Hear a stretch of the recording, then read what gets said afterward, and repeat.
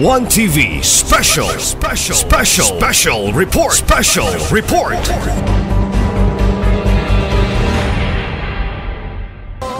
And now, ladies and gentlemen, please join me in welcoming with a big round of applause our very supportive and visionary city mayor, no other than Honorable Attorney Henry Indy Wominal Jr. for his message. Thank you, ma'am. Paglihog pang lingkod lang. Good morning, everyone. Morning.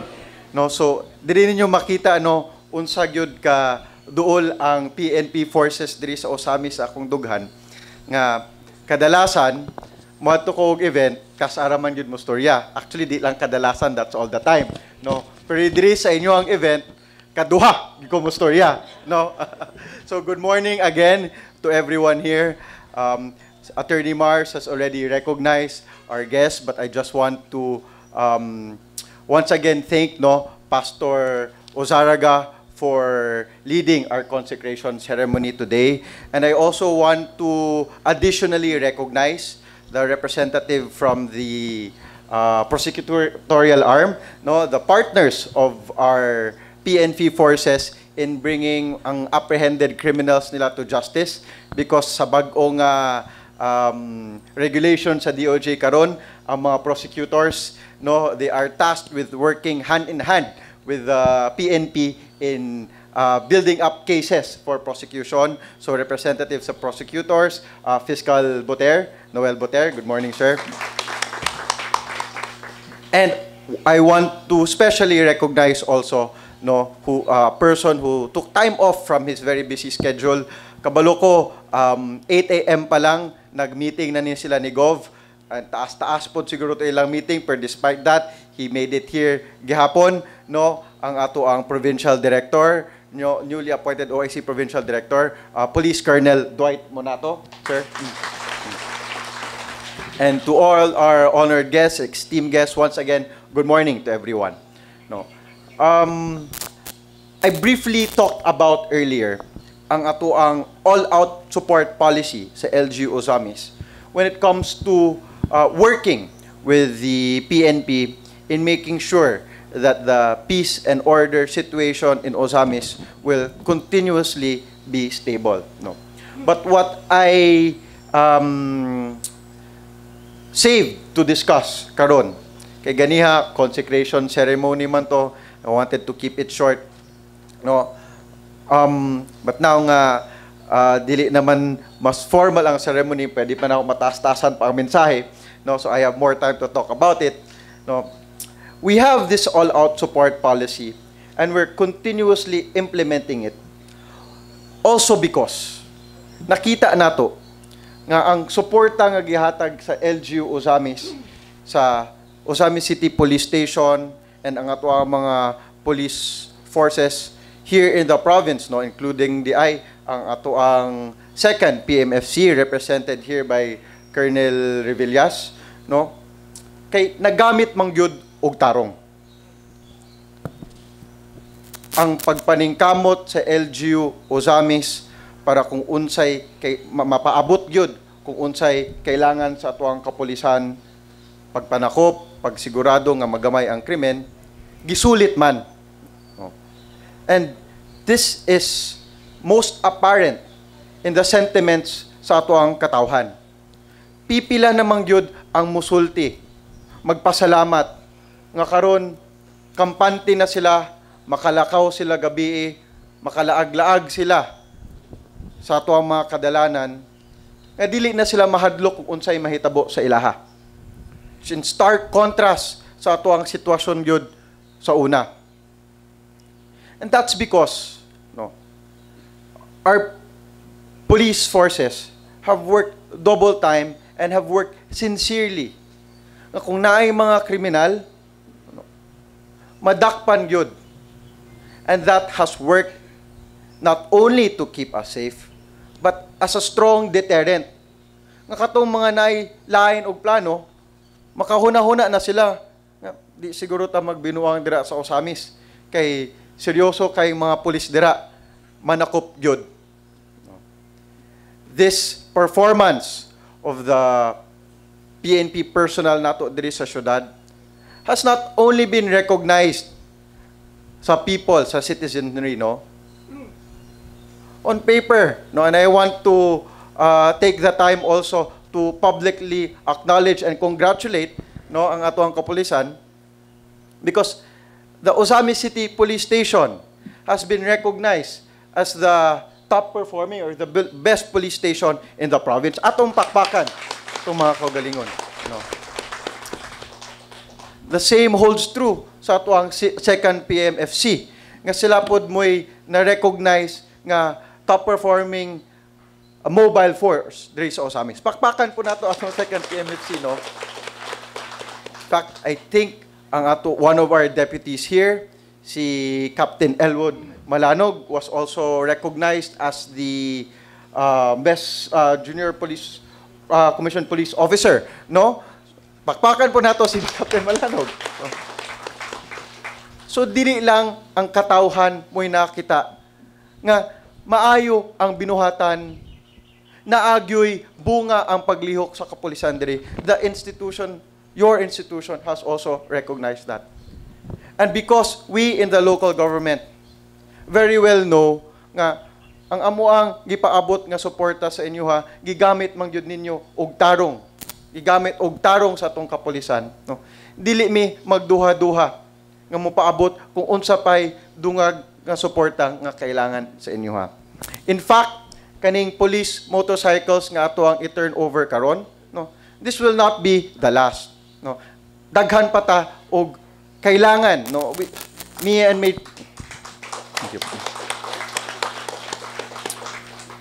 Major Tano, no, our Chief of Police here, are always in discussion. What else do we need to do? What else do we need to get maekwipo para masigurado gyud nato nga dili na gyud ni mabungkag ning nga maayo kayo nga peace and order situation sa Ozamis karon.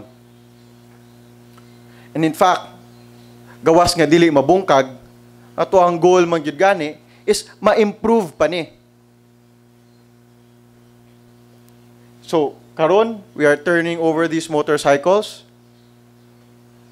But soon, we will also see nga ang ato ang mga checkpoints will be improved, no? You will have more communication equipment through mga handheld radios, and even for ease of surveillance, ang ato ang CCTVs. All these projects lined up in the process of being procured and in the process of implementation, no? Ato ning namugna with our close coordination with the PNP, kay na-identify nato mo ni atong mga kailangan para ma-improve pagid atong peace and order diri, para masayon pa sa atong efforts. And part of this also is because kabalo mi sa LGU nga kamong men and women diri sa Ozamis City Police Station, no, gatrabaho na mo extra time, double time. Kay underman good mo.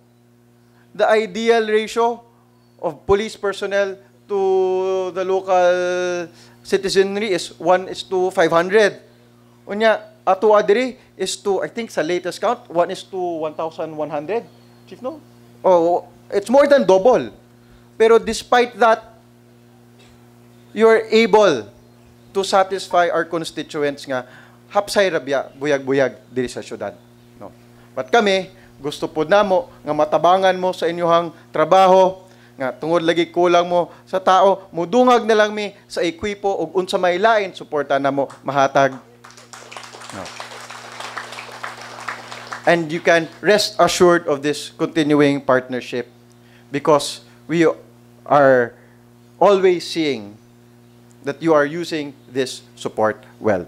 No. So I formally turn over these patrol motorcycles to the Ozami City Police Station.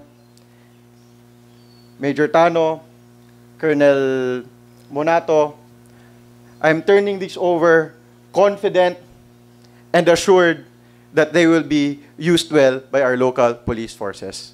Dagang salamat ug maayong buntag usab inyo ang tanan.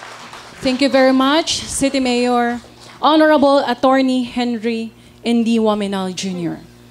To present a plaque of appreciation To our City Mayor, may I call in our Officer in Charge, Police Major Dennis Tano, sir.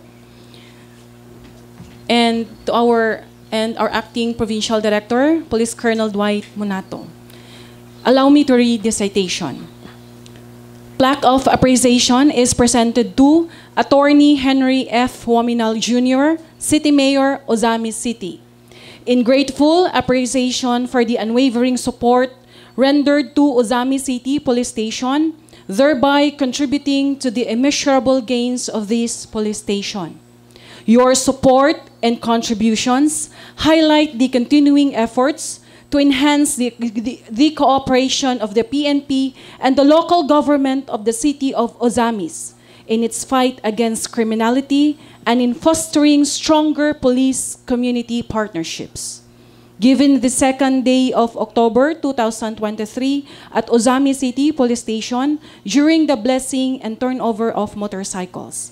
Signed by Dennis P. Tano, Officer in Charge of Ozamis City Police Station.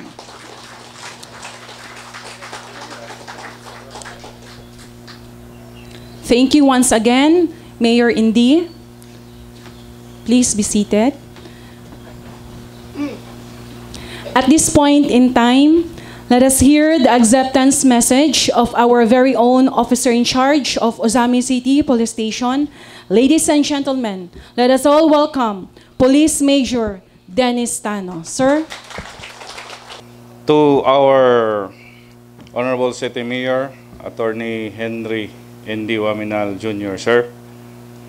To our Provincial Director, Police Colonel Dwight Monato, sir. To Vice Mayor Bibi Nieri, and to the City Council, from the business sector headed by Sir Brancy, amo ang Legal Counsel, Pro Bono Legal Counsel, Attorney John Fernandez, Police Lieutenant Colonel Revillas, our partner in the prosecution, Fiscal Buter, and the same time my professor, and also another professor, Judge Monte de Ramos, and Judge Yulo, Pastor Harliga, City Advisory Council, stakeholders of Ozamis City, to the men and women of Ozamis City Police Station, friends, ladies and gentlemen, maayong buntag sa tanan.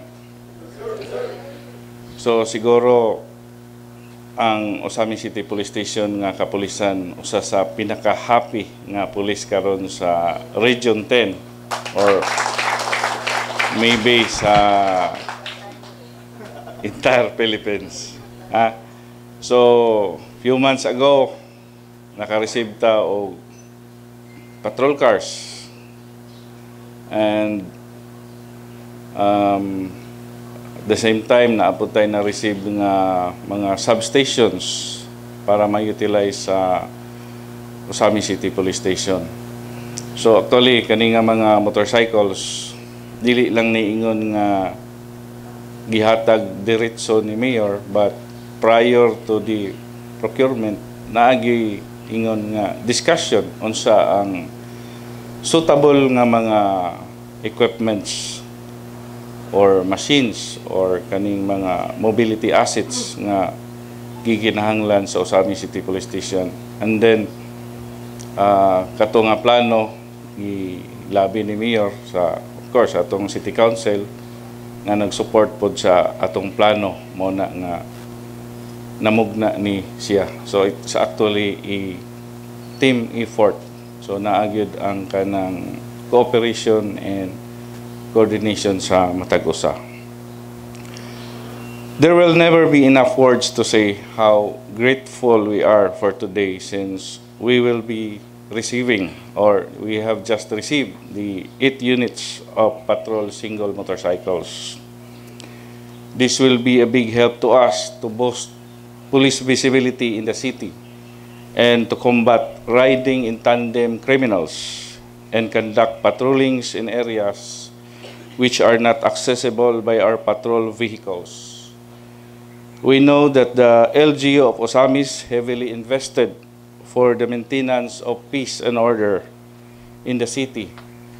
That is why we are also doing our best to serve the public. Rest assured, Mayor Sir, that in the pursuit of maintaining the peace, we will also be taking good care of these mobility assets. So, ang pagbintinar nato sa kahusay ug kalinaw, dili gyud ni siya ingon nga sa pulis ra gyud. So, tinuod nga na-recognize ang Osamis City Police Station as best city police station in the province, but that is not our accomplishment alone. That is our accomplishment. Ang katawhan na ay part sa peace and order,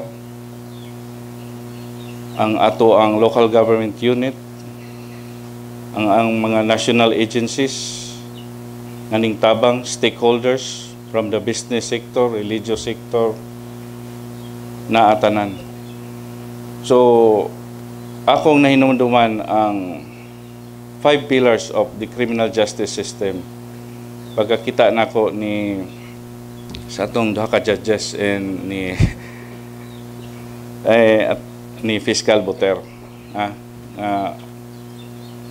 If these pillars will function effectively and efficiently, then ato agad makabot ang tinuoray nga kahusay ug kalinaw sa atong syudad.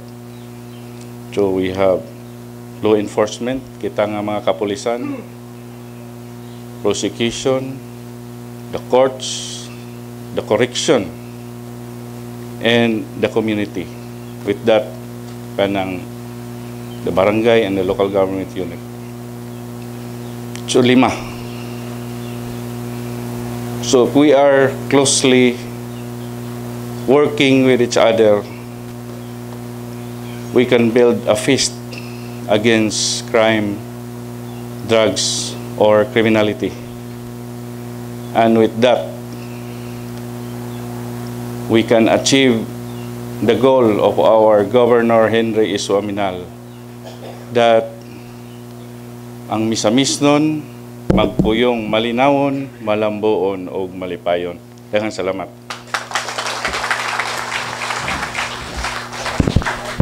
Thank you very much, sir. And now, let us hear the message of our good acting provincial director of Misamis Occidental Police Provincial Office. Ladies and gentlemen, please help me welcome with a big round of applause Police Colonel Dwight Monato. Thank you. I prepared a short speech kay hindi ako kasing galing ni Mayor mag-speech. So, to our Mayor Indy Uaminal Jr., our Vice Mayor, Ms. Simplicia Neri, ma'am, to our Officer in Charge, Police Major Dennis Tano, the members of the Council, our partners from the prosecution and judicial system, atong mga partners from the business sectors, distinguished guests, other officers from the Philippine National Police, ladies and gentlemen, good morning.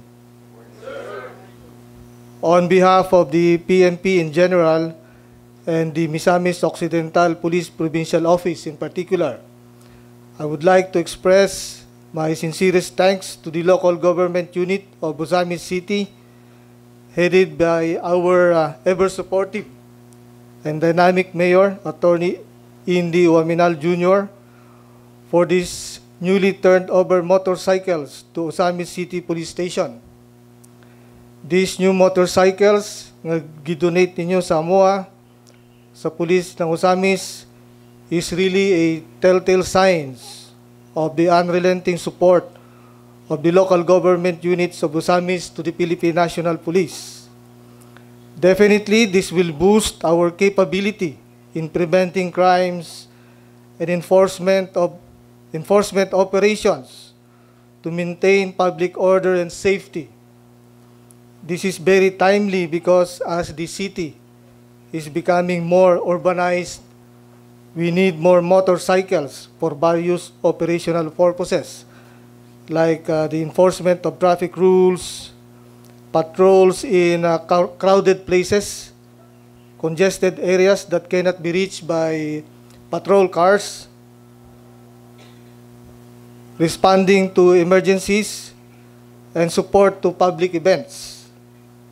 But the most important contribution of these motor vehicles is that it will increase the rapid deployment capability of the Osamis City Police Stations. Dahil nga from the perspective of the civilians, ang gusto ko sa police is that, you know, if you're a civilian, you put yourself in the shoes of others. Ang gusto mo lang naman sa police, primarily is mabilis ang aksyon, di ba? But in Quezon City, Mayor, no? In Metro Manila, nagsabot-sabot ang mga mayors dito. They want to follow the best practice of Quezon City government nga ang response time sa ilahang police is within 3 minutes na dito sa incident. So, ayaw ko sanang sabihin kasi baka ma-challenge si Major Tano, no? But why not? No? Why not? Maybe Quezon City has a lot of resources. Aside from his patrol vehicles, dapat siya support for ICTs, so maybe they can do that. But let's just make our best efforts to really improve our response time dito sa Osamis City, no? And why are we doing this? Why our leaders want to increase our response time? Because of the Filipinos really are longing for action, di ba? Noong una, pangit ang tingin ng tao sa gobyerno because of our processes. Dugay gyud mag-process ang government, no? Kung mag-apply ka ng mga permits, it would take weeks. Yung ating mga cases, it would take years to resolve. Pasaylo, Judge.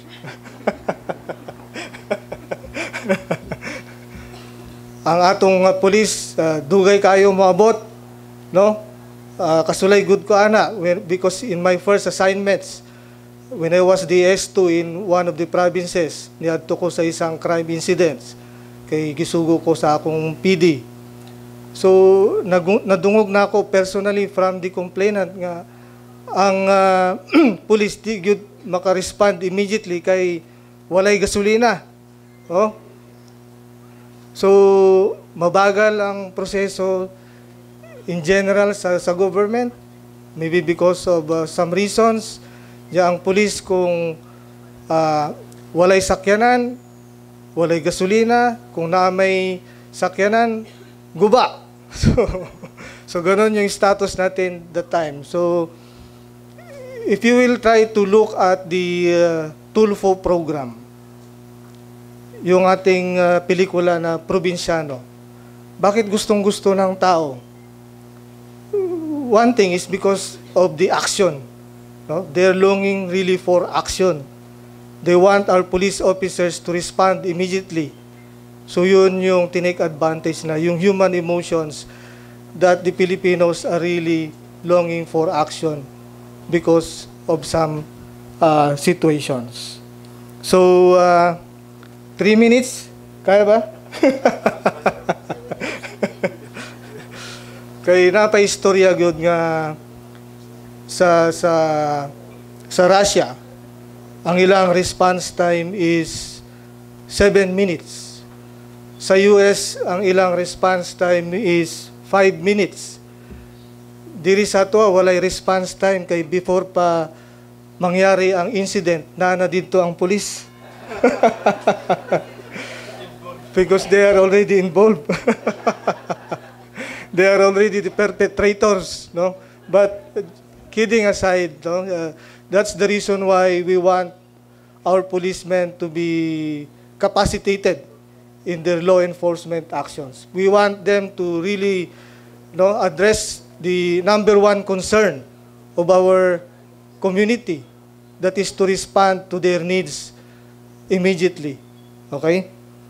So essentially, ang mag-benefit ani is not the police, but the people of Osamis City. As they say, the first duty of the government is to protect its people. The police is just the instrument of this government to fulfill its promise to ensure the safety of all Osamis Nons.